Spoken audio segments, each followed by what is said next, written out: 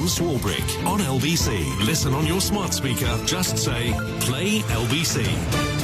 10 to 6, Friday evening, Tom Swarbrick here on LBC means, as you know, one thing.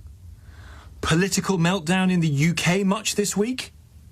You ain't seen nothing yet, as we screech across the Atlantic for Simon Marks' American Week.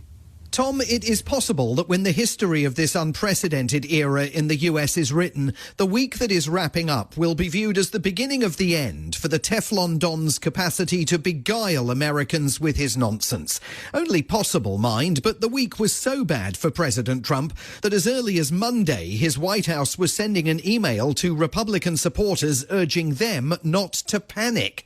We're winning and we're not slowing down, the email assured them, an effort to quell fury within Republican ranks over the president's racist reposting on social media of a video last Saturday night that briefly but disgracefully portrayed Barack and Michelle Obama as primates in a jungle. There's growing outrage to a video that President Trump posted last night on his Truth Social page. We're not showing it, but it featured racist imagery of former President Barack Obama and his wife Michelle depicting them as apes. It came in the midst of a wild social media jag where the president was retruthing or truthing all sorts of stuff. It started last night at 10:26 p.m. and continued until midnight. The racist image comes at the end of a minute-long video the president posted on his social media platform. The first 59 seconds describe debunk election conspiracy theories. NBC, CNN and ABC. The initial White House response was predictable in an administration that never allows itself to display any weakness.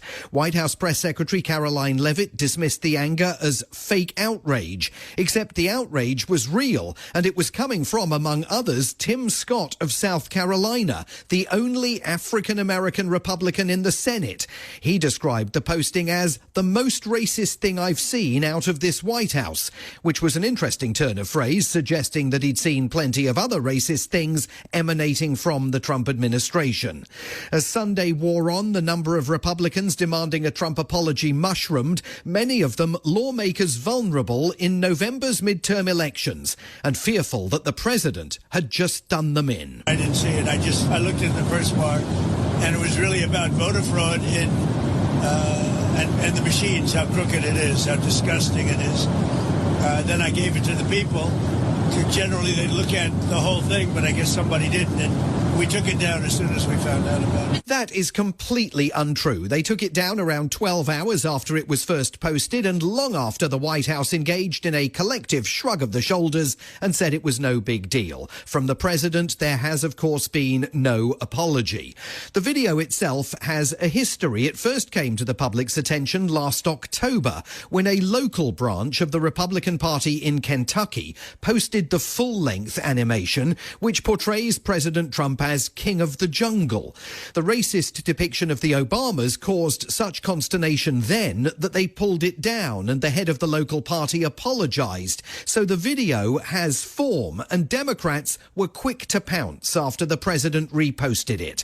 John Ossoff is one of the most at-risk incumbents in the US Senate this November, a Democrat from Georgia. You're seeing what I'm seeing, right? The president posting about the Obamas like a Klansman at 1 a.m. You see our government transformed into a tool of one man's personal vengeance and power and enrichment. You see the president and his family rake in billions while Americans struggle to make ends meet.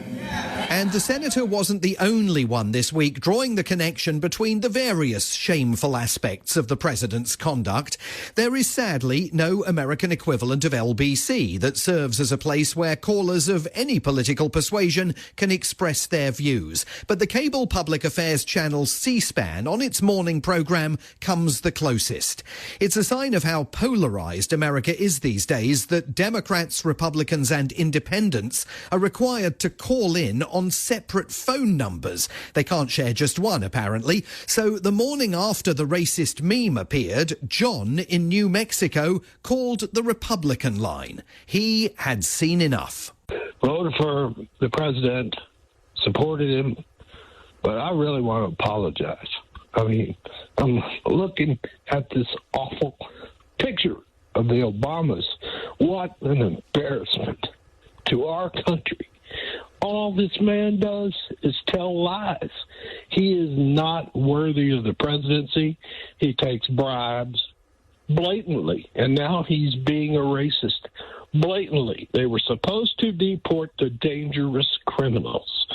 They were not supposed to go after small children, storm schools, bring terror upon, the little kids and the women and children, not just the immigrants in the school. All the children are scared.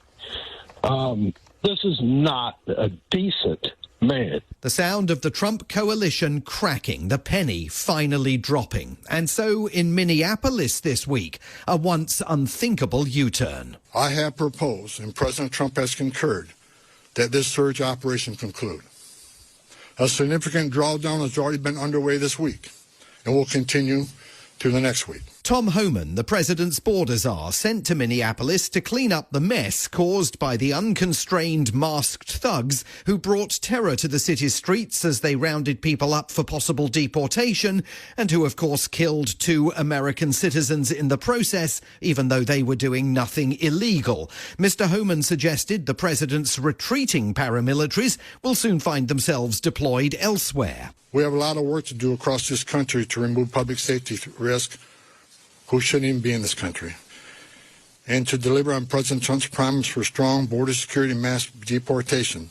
Law enforcement officers drawing down from this surge operation will either return to the duty stations or be assigned elsewhere to achieve just that. It is a struggle sometimes to understand what he's saying, but that was an attempt to persuade MAGA that President Trump is still determined to deport millions of illegal immigrants, even as 60% of voters say they disapprove of the way in which he's been going about it.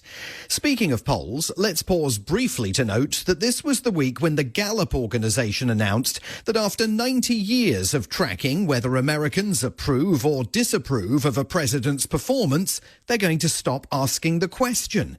We are asked to believe that it is pure coincidence the decision was made just as Donald Trump's approval rating hit a new all-time low. Still, at least we've still got Congress available to hold the key agents of Trump's regime to account. How many of Epstein's co-conspirators have you indicted? How many perpetrators are you even investigating? On Wednesday, Attorney General Pam Bondi proved completely contemptuous of oversight. First, you showed it. I find it. How many have you indicted? Excuse me. I'm going to answer the question. Answer my question. No, I'm going to answer the question the way I want to answer the question. No, Your you're going to answer the question the way I asked it. Chairman Jordan, I'm not going to get in the gutter with these people. Her performance on Wednesday, for that is what it was, sullied one of the highest offices in the land. She is the country's chief law enforcement officer. She's allowed the Department of Justice to become President Trump's personal office of retribution. And on Wednesday, she drove a coach and horses through the checks and balances in the Constitution that require members of the president's cabinet to be accountable to Congress. But she came a cropper when confronted by Congresswoman Pramila Jayapal of Washington and survivors of abuse at the hands of Jeffrey Epstein. To the survivors in the room, if you are willing, please stand. And if you are willing, please raise your hands if you have still not been able to meet with this Department of Justice. Please know for the record that every single survivor has raised their hand.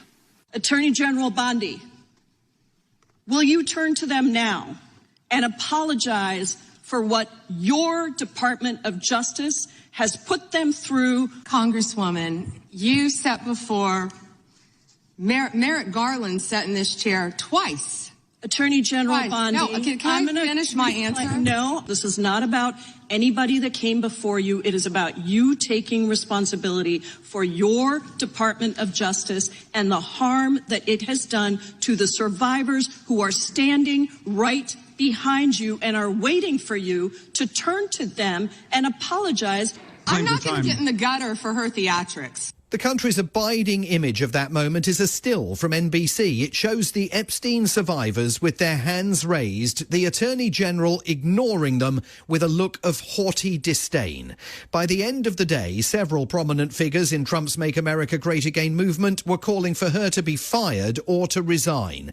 But of course, she's going nowhere. The president called her performance fantastic as she continued protecting him from any damaging revelations that may still lie in the unreleased Epstein files. There was lots more this week. The president waging rhetorical war with members of the US Winter Olympics team who express even the slightest reservations about his authoritarianism. And of course, Bad Bunny's halftime performance at the Super Bowl, which the president described as disgusting. Nobody understands a word this guy is saying, the president groused of the undisputed master of reggaeton, whose performance in Spanish was understood perfectly by at least 40 million Americans who speak it fluently. The president lost the plot and the country this week, Tom, and he may struggle to restore his grip on both of them. From Washington, D.C., Simon Marks, American Week.